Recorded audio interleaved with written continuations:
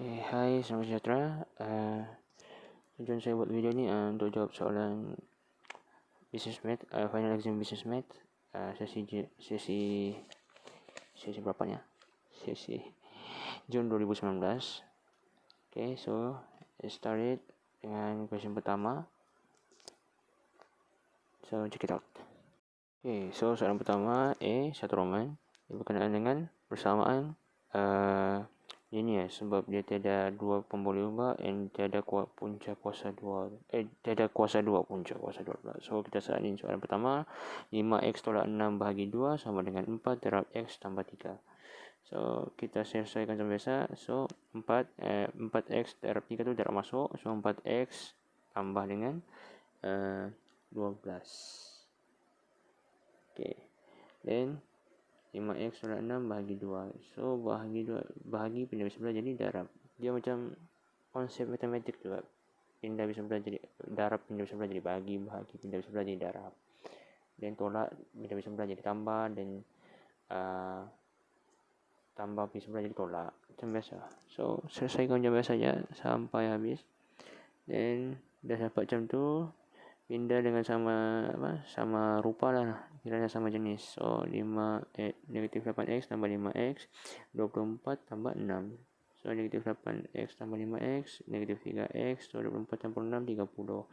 So 30 bahagi dengan negatif 3 dapat negatif 10. Itu jawaban untuk jawaban pertama, satu Roman. Okay, itu kita panggil first degree. So soalan kedua, dia melibatkan persamaan serentak ataupun kita panggil third degree. Okay. So sebab dia melibatkan dua pemboleh ubah. So tersalin persamaan satu dan persamaan 2. So saya gunakan dalam kaedah ni, saya guna kaedah penggantian. So saya guna kaedah saya ambil persamaan pertama untuk mengganti.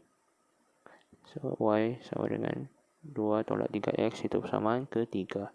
Dan gantikan 3 dalam 2. So persamaan 1 kita sudah guna untuk kaedah penggantian tu. So kita ganti ganjak x tolak 3 dan y tu ganti dengan 2 tolak 3x sama dengan 14. Dan macam biasa darab masuk, pindah-pindah macam konsep matematik kita belajar dari sekolah menengah. Siapa yang pas matematik tu tahulah macam mana ni. Yang tak pas pun tak apa, tak semestinya gagal selamanya. So kita kira-kira dan x tolak 6 tambah 9x. Okay, so boleh ubah sama jenis 14 campur dengan 6 dapatlah 20. So 20 bahagi 10 dapatlah jawapannya 2. Okay, jawapannya 2. Sorry, kalkulator gelap. Okay, then kita gantikan pula x tu dalam persamaan ketiga. Senang je sudah, tak perlu lagi ambil persamaan 1 atau persamaan 2. Senang sudah tu. So y dan 2 tolak 3x, x tu ganti dengan 2. So 2 tolak 3 darab dengan 2 tadi 6. So 2 tolak 6 negatif 4 kalau tidak. Yes, negatif 4. So sorry, kamera pula masalah tadi. Astagfirullahaladzim. Ya, sekejap okay, itu jawapannya. So maka x sama dengan negatif 2, sama dengan 2, dan y sama dengan negatif 4. Okay, cara mengkira jawapan tu pun senang je. Guna kalkulator yang persamaan yang soalan pertama tu, boleh guna kalkulator. Just tekan je tu, salin balik nombor tu semua, kurungan mesti mesti kurungan dulu. Dan 5x tolak 6 kurungan bahagi 2 sama dengan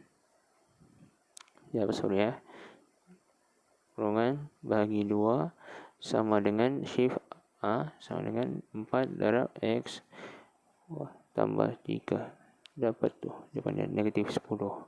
So itu cara mau tahu jawapan kita betul atau tidak. Kalau melibatkan ni equation ni senang je. Jadi manakala yang 2 Roman tu pula, kita sudah tahu dari sekolah menengah ni macam mana, mode sampai jumpa EQN, dan tekan 1, lepas tu tekan 2 unknowns, dan salin balik persamaan tu 3x, lepas tu tambah y kan, 3, yang y tu pula positif kan, 1, lepas tu 2, dan persamaan yang kedua sama dengan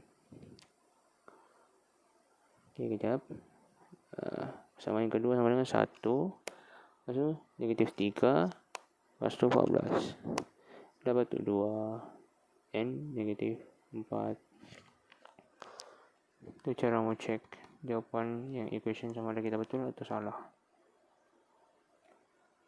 Okay, so dah settle untuk soalan 1A, dan kita pindah ke soalan 1B yang berkenaan dengan break even point chapter 2 dalam business maths. Okay, so chapter 2 ni yang perlu ada dalam dia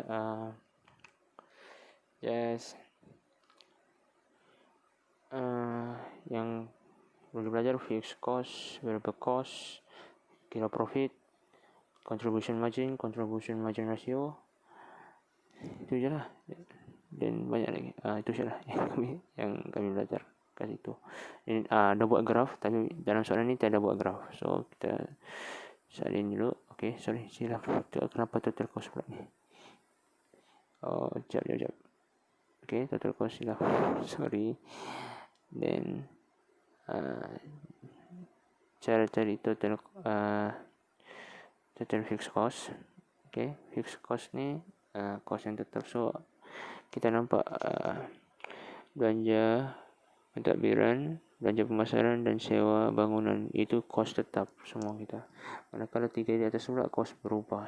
So itu cost yang variable cost ni cost yang terlibat dalam proses pengeluaran. Manakala fixed cost ni dia pun terlibat dalam proses pengeluaran, just dia like kalau dalam account dia aset bukan semasa, senang gitu. Okay, ataupun aset semasa lah boleh katakan gitu ya, aset bukan semasa atau aset semasa, ada dua. Okay, then fixed cost yang kira-kira semua dapat RM 5,000 campur 3,000 campur 1,000 dapat RM 9,000. Dan variable cost tadi RM 12 tadi, sorry terlepas. Okay, dan baca soalan tu, kita mesti baca soalan tu sampai habis untuk kumpul semua data-data yang ada, supaya kita tak terlepas tak termiss satu pun apa yang tertinggal dalam soalan tu. Mana tahu kita terlepas pandang ke apa, manusia juga kita. Okay, so quantity sebanyak 3,000 unit. Okay, so let's do it. Yang soalan pertama disuruh cari BEP unit dengan BEP sales. So BEP unit kita boleh refer dekat formula belakang tu, BEPQ. Formula fixed cost bahagi price tolak variable cost, fixed cost pula. So price dia tu RM16. So kita lepas mana je tu. So fixed cost bahagi price tolak variable cost. So masukkan je maklumat-maklumat yang ada. So senang je sudah kerja kita. So RM 9,000 Allah Akbar bahagi dengan 16 tolak 12, sorry.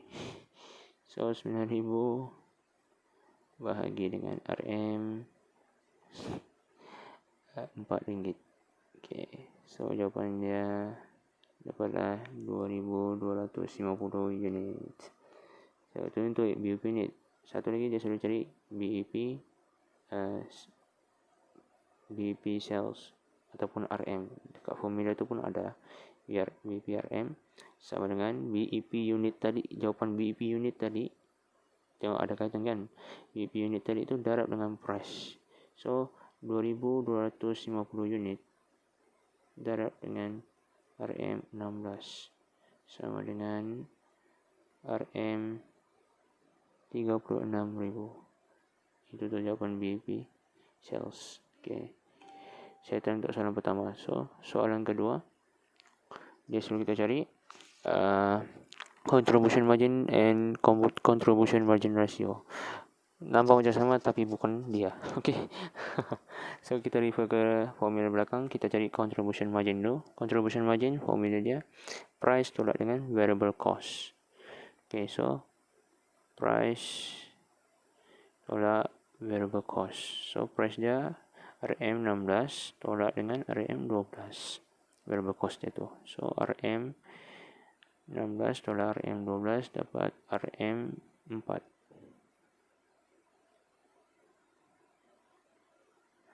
So settle untuk contribution margin, dan kita cari lagi contribution margin ratio.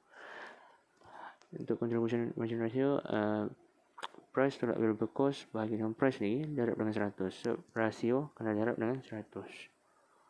So saling dulu formula semua, dan masukkan je data-data yang kita telah kumpul tadi, yang telah kita kena pasti semua tadi dalam soalan. Dan masuk kira balik semua, tolak dengan bahagi, tolak dengan bahagi semua. Bila dah settle, 16 tolak 12 RM4 bagi RM16 darab 100, dapatlah jawapan 0.25 darab 100 dapatlah 25%. Itu contribution margin ratio.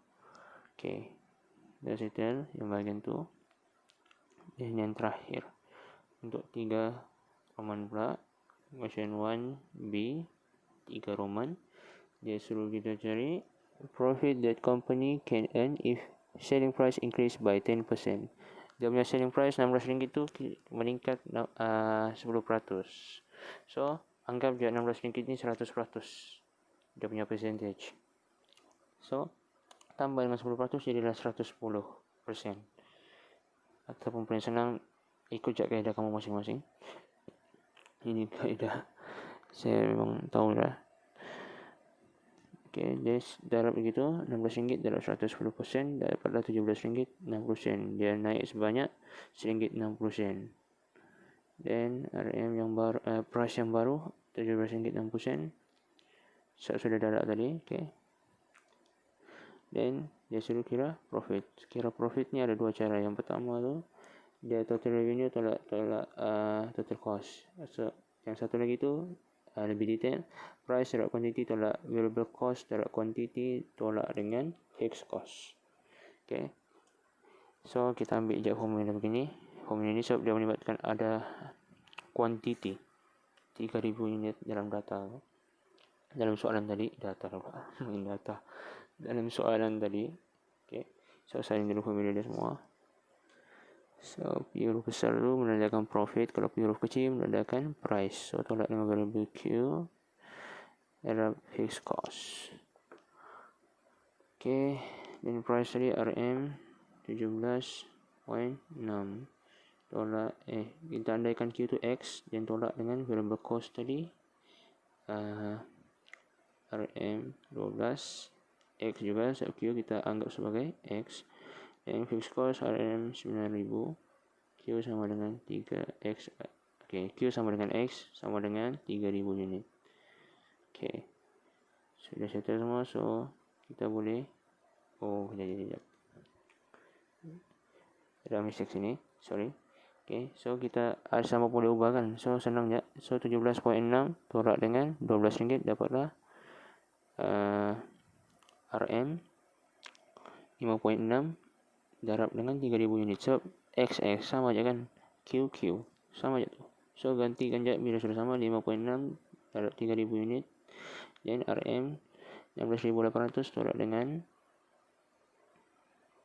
tolak dengan RM 9.000 dapatlah, kita boleh tengok itu lebih besar, total revenue lebih besar daripada total cost. So 16.800 tolak 9.000 dapatlah RM 7.800. Maksudnya dia untung. So